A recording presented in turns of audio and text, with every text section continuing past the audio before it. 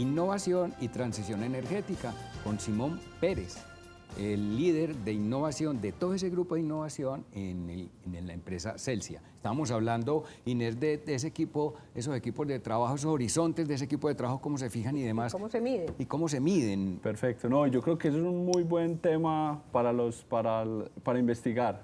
En Celsia tenemos 4 horizontes, de hecho tenemos 4.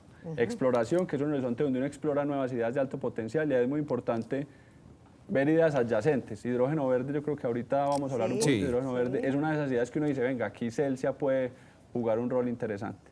Es el horizonte 4. El horizonte 3 es el de experimentación. Yo identifico una tecnología que me parece interesante, almacenamiento de energía, que ahorita vamos a conversar un poquito de él. Yo hago unos experimentos. El experimento yo no le mido la rentabilidad financiera, yo le mido hipótesis asociadas al experimento. Entonces puede ser cómo lo adoptan los clientes, temas de seguridad en el trabajo, complejidad en la instalación, temas de marca, de cómo lo ve el mercado. Entonces son unas hipótesis que uno tiene que definir y hacer los experimentos. Si el experimento dio bueno, las hipótesis, y si los números cuadran, uno pasa al horizonte 2, que es escalamiento. ¿Eso lo trabajan con grupos objetivos de empresas? Sí, es decir... ¿O con investigación cuantitativa? A nivel interno, equipos de trabajo, ¿cierto? Ya, o sea, claro. Nosotros tenemos iniciativas que están corriendo en Horizonte 4, hidrógeno verde es un ejemplo, otras en Horizonte 3, almacenamiento de energía es otro ejemplo, Horizonte 2, Internet está escalando, solar está escalando, movilidad eléctrica está escalando, y Horizonte 1, que es explotar el negocio central, es nuestro negocio, transmisión, distribución y generación de energía. Pero entonces tenemos proyectos en todos los horizontes, innovación se encarga del horizonte 3 y 4, y nosotros tenemos métricas en experimentación, es de que el proyecto se haga y las hipótesis las podamos validar. El experimento no falla porque el proyecto no dio, al contrario, ese es un éxito. Si hicimos el experimento y no funcionó, pues eso es el mayor éxito que podemos obtener. Decimos, esta idea no nos sirve. Claro, ya me permite desviarme, me permite buscar otros caminos. Simón me hace recordar sobre todo una frase y alguien que está asociado pues a algo que tiene que ver con la energía eléctrica, un inventor, Thomas Alva Edison. Él decía, no he fallado 10.000 veces, he descubierto 10.000 formas en las cuales no debo proceder.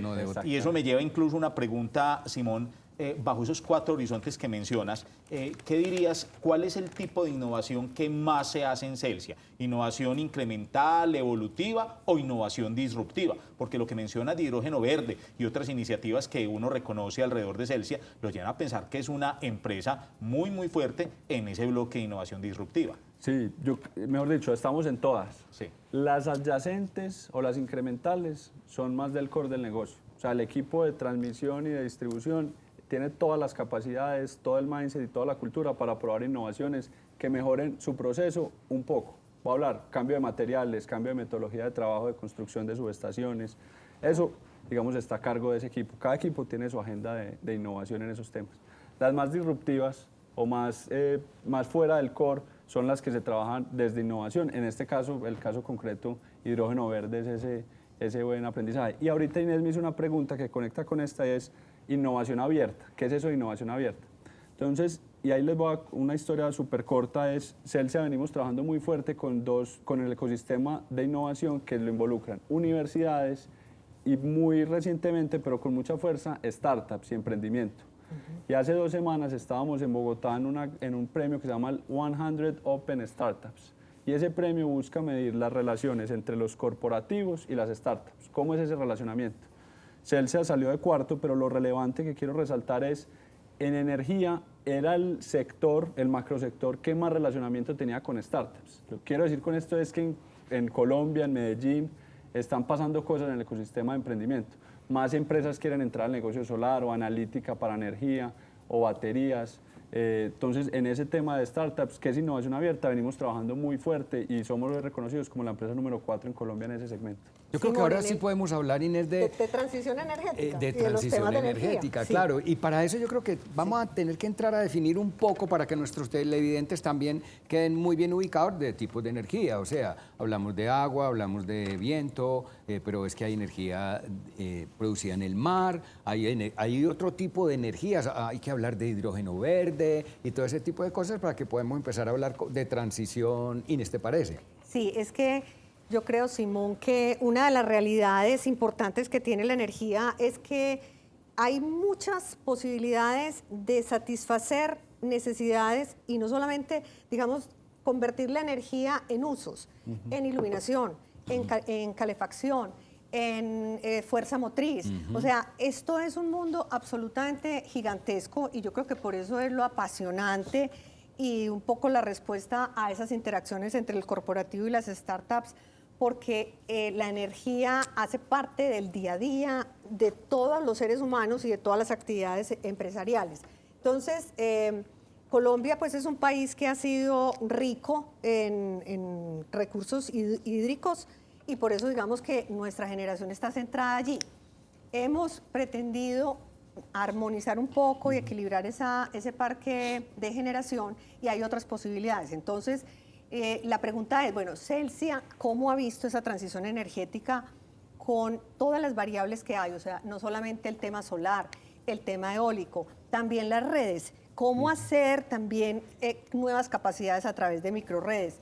¿Cómo fortalecer, digamos, las debilidades que hoy tiene la generación eólica o la generación solar en términos de firmeza con las baterías y esas grandes capacidades de almacenamiento? ¿Y cómo empieza a verse esta nueva fuente de energía, que es el hidrógeno azul, el hidrógeno verde? Que nos cuente, Simón, un poquito de esto. ¿Cuáles son los beneficios? ¿Cuáles son las comparaciones que podemos hacer en términos económicos, de factibilidad, de realidad de estas nuevas fuentes energéticas en beneficio pues, de los usuarios, que son finalmente los que van a pagar todos los días su factura y que aquí en este programa estamos preocupados por la competitividad de nuestros empresarios y finalmente por el bienestar de la sociedad? Perfecto, no, creo que es una pregunta muy buena, muy amplia. Yo voy a empezar desde lo más macro para enmarcar un poco la conversación. Todos consumimos energía, o sea, cuando uno prende el switch, eso es energía. Cuando yo ando en mi carro, estoy consumiendo energía. Cuando prendo la estufa de gas en mi casa, eso es energía. Así es. De toda esa torta de energía, o de esa matriz de fuentes de energía, electricidad representa el 20%. Lo que quiero decir es que con electricidad estamos atacando el 20% de la fuente de energía. Sí. El otro 80% es petróleo, carbón, gas, que se usan en industria. Entonces, para enmarcar la conversación con ese primer dato. Ahora, enfoquémonos en ese 20% que es electricidad. Esa electricidad, como muy bien lo dijo Inés, más o menos entre el 70 y el 80% viene de generación hidroeléctrica. ¿Eso qué es? Se utiliza el agua como fuente para mover una turbina y esa energía cinética volverla en energía eléctrica. Es la que vemos en nuestras redes. Que es la que vemos en nuestras redes. Eso es entre el 70 y el 80% en condiciones normales. Cuando hay un fenómeno del niño, baja por debajo del 50%. Cuando hay un fenómeno de la niña, sube por encima del 90%. Que ese es nuestro gran talón de Aquiles, digamos. Luego está, ya hablamos del 70%, para redondearlo, luego está el 30%. Ese 30%, incluso puede ser menos, un 25%, viene normalmente de fuentes fósiles. Fósiles es gas natural y carbón es los combustibles principales que se utilizan ahí. Eso es en el lado de generación. Como muy bien lo dijo Inés, hay nuevas fuentes de generación que están surgiendo. Entonces, para ponerle números, más o menos en Colombia hay 20.000 megavatios, esa es la unidad que se maneja, megavatios, MV. Esos 20.000 megavatios de solar, que es la tecnología emergente que está entrando, hay 500 megavatios. Es decir, menos del 5% de la matriz. Así es. Está en solar. Ahora, el solar, ¿qué es lo que se prevé? Que ese solar, les voy a poner, hay un órgano que se llama la UME, que es el organismo que se hace la planeación energética, que es el que recibe solicitudes de conexión. Este año se recibieron solicitudes para conectar proyectos solares por 75.000 megavatios. Casi que 4 veces. 4 veces, claro. Entonces, es decir, el futuro del sistema energético pasa mucho por solar, en el caso de Colombia. Como muy bien lo explicó Inés, ese solar tiene un gran problema, es la intermitencia. Entonces, la intermitencia tiene dos soluciones, digamos, muchas, pero digamos dos económicamente factibles. La primera es, lo que vemos, el combustible de transición será gas natural. Gas natural es un combustible que te permite, es muy limpio en términos de CO2, y segundo, es muy flexible. ¿Qué quiere decir muy flexible? Para prender una planta de carbón, yo tengo que prenderla con 18, 24 horas de antelación, porque es una caldera, yo tengo que calentar, hacer un proceso.